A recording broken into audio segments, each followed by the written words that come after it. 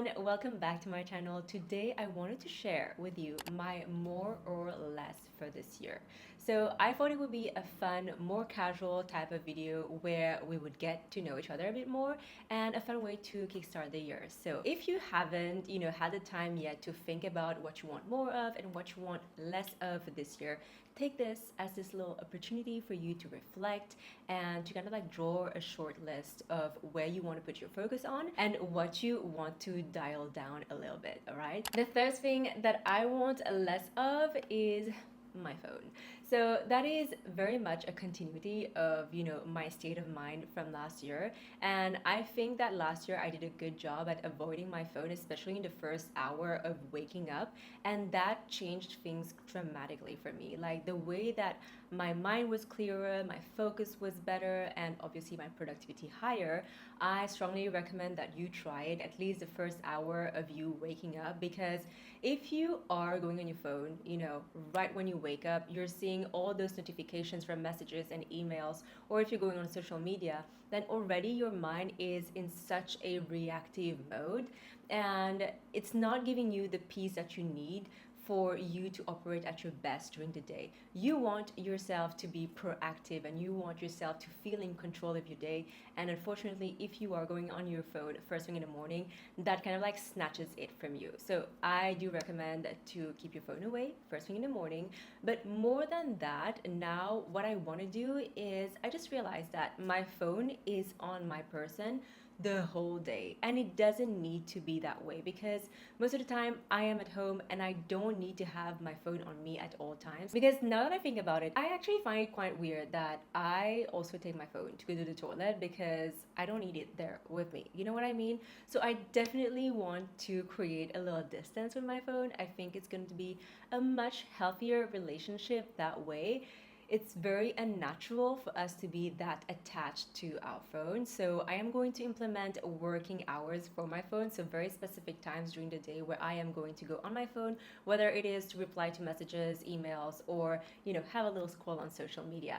But yeah, because I definitely realize that when I'm working and my phone is right next to me, it's a productivity disaster, because I'm going to see those notifications popping up and I'm going to be very tempted to look at them to see what's going on. And then before you know it, I've been on my phone for 15 minutes when to begin with, I did not need to touch my phone. What I've been doing so far, and I find it really helps me like focus better, and that's no surprise, is whenever I am working, I am putting my phone away to charge, like away from me, far away, that it would require an effort for me to get up from whatever I'm doing and to go get my phone.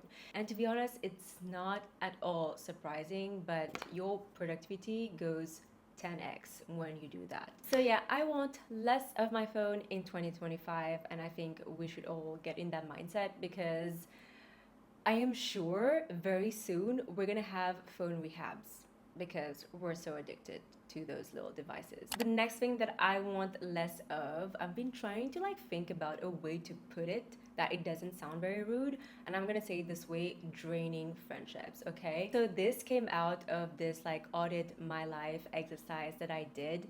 I did a whole video about it, so you can check it out. I'm gonna link it over there. What I did was I was just like auditing all the people in my life, and identify the people that are really like energizing you and uplifting you, motivating you, encouraging you in whatever endeavors that you have, and supporting you or loving you, and people that are doing the complete opposite, that are bringing you down, that are like this negative dark spot in your surrounding, and that anytime that you spend with them, afterwards you just feel drained and you don't feel so good about yourself. Like, why would we put ourselves in those situations and in those relationships when in the end it's going to be detrimental to our peace, our energy, the whole mood and everything? And although it is kind of like a hard thing to do, to not cut ties, because I still feel like it's very harsh to cut ties all of a sudden with someone, but at least create some distance with those people. I think it is also very necessary and essential that you do that, because at the end of the day, if you are saying yes to that person, you are obviously saying no to another person or also another thing that you might do in that time. For example, if you are choosing to spend a couple of hours with that friend or that connection that is a bit of a dog spot in your sphere, then you're also choosing to not spend time with your actual loved ones, or to not spend time working on a project that is very important to you. And you need to think about, is it actually worth it? For me, it's not. And so I'm becoming very clear about, how I am managing my time and effort and energy. And I am very grateful and so lucky to have, like, in my life a lot of friendships that are super supportive, encouraging, fulfilling, and so much fun, that I'd rather spend my time with those and growing those relationships, strengthening those bonds, rather than, spending time with someone just for the sake of being a nice person. You know what I'm saying? At the end of the day, you are the average of the 5 people you surround yourself with. I'm not sure about the quote, but you are going to become more and more like the people that you surround yourself with. So it's super important for you to make sure you're curating your environment as much as you can. The third thing that I want less of is self-doubt. And I don't know exactly how I can illustrate that to you guys, but I'm gonna try my best to, give you an example. So for instance, with my YouTube channel, obviously it has not grown to the point that I would love it to. And that's all right. I know that all good things take time, and I need to have patience, and I need to continue putting out valuable content consistently. And it's something that I've been missing out here and there. And every time I come up with excuses, and I think the reason that I always have excuses is because I do consider myself as a struggling YouTube content creator. And so, because I am operating with that mindset and that persona, then it's more fine for me if I miss a week or two, because no one is watching, no one actually cares. So, like, why? Why bother?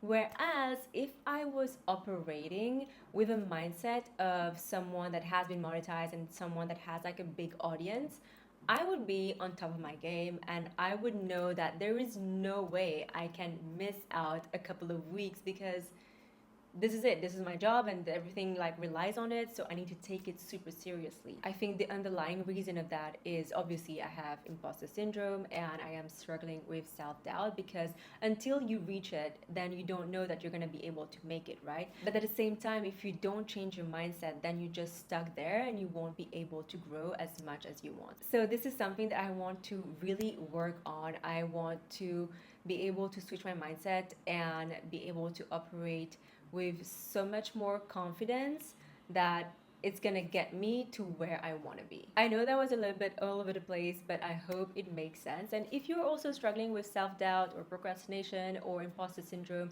then comment below, tell me what it is that you're struggling with, and maybe we can hype each other up. Now we move to the more ofs. Okay, so first thing on my list is learning something new.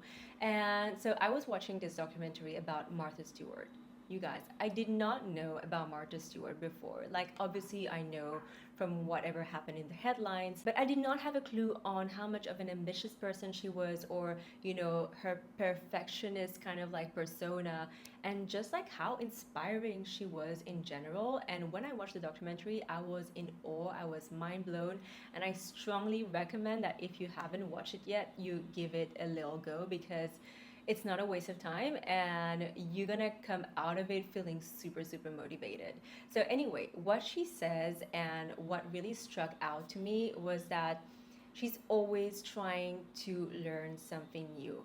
And it really reflects in how she was going about her life, because obviously she's had like a lot of like ups and downs, and every time she was hitting rock bottom, she was able to reinvent herself over and over and over again.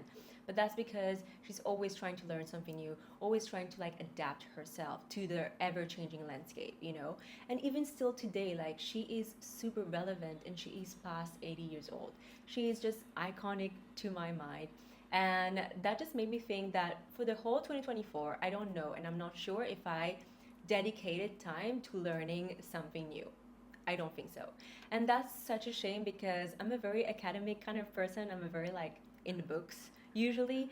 And I truly love taking like a new course and just like improving my knowledge on any topic. And I think it is time for us to bring that back. I am so ready to dedicate time every single week to learning a new thing, whether it is sharpening my skill in a field, whether it is learning a new language, or even something random, because I also like doing that. Something completely not related to who I am, just so you know, out of curiosity. I mean, at least for me, there is nothing more attractive than a highly educated and knowledgeable woman, really. Like, you can have all the looks in the world and look a certain way, but if you are at the dinner table and you're not able to like talk about, you know, different topics, then that is a little bit of a turn off. The next thing that I want more of is more home cooked meals. So I was doing this the end of 2024.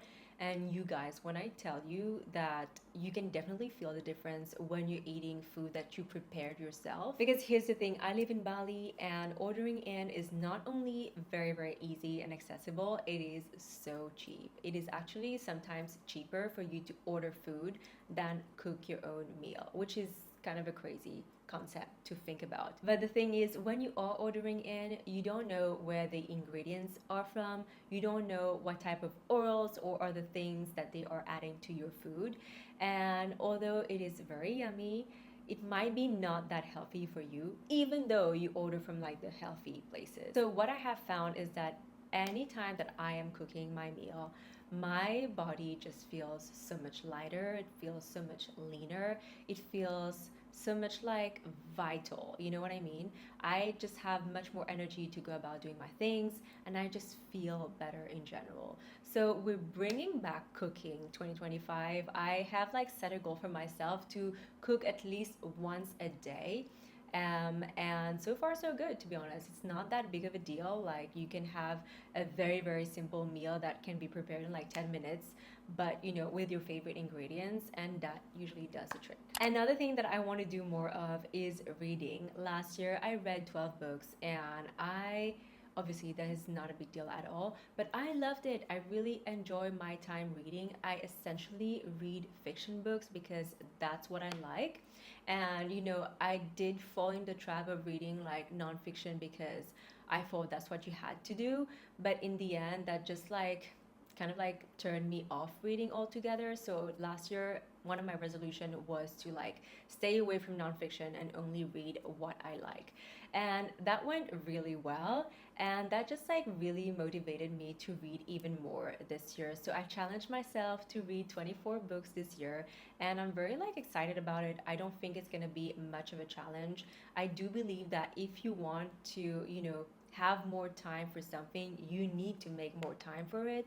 So what I've been doing is waking up like half an hour earlier just to be able to read. And then after my lunch, I usually have like 30 minutes where I also read. So whenever I feel like I'm going to reach out for my phone out of boredom, I reach for my Kindle instead, and it's been a game changer. It's just like trying to read whenever you can, in the end, like amounts to a lot of reading time, more than you would imagine.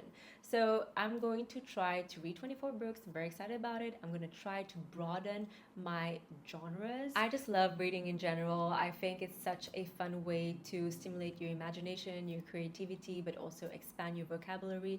Nothing really bad can come out of it. So yeah, read what you like and read more of that. The last thing that I want more of is more body conditioning and more body care. So what I mean by that is last year I really lost myself to paddle.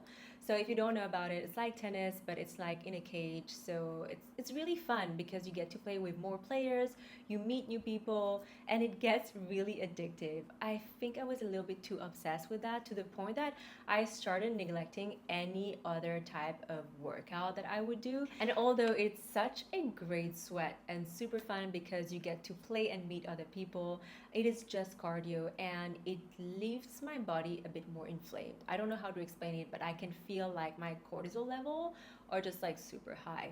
So I definitely need to balance it out with some weight training exercises, whether it is like Pilates, yoga, or any type of like body conditioning exercises in general. I think that will do me good. And besides, I think, you know, just like strengthening your muscle is important because this is what is going to like make sure your energy levels are stable during the day, and it's going to make sure that you have good posture, and also, you know, it's going to make sure your body goes a long way, and who does not want that? So I'm going to focus a little bit more of like maintaining a balance, and it's a lot of self-control because although paddle is more fun, I need to say no to it because on the long run I know that body conditioning exercises are going to like keep me healthier. I don't know if that makes sense.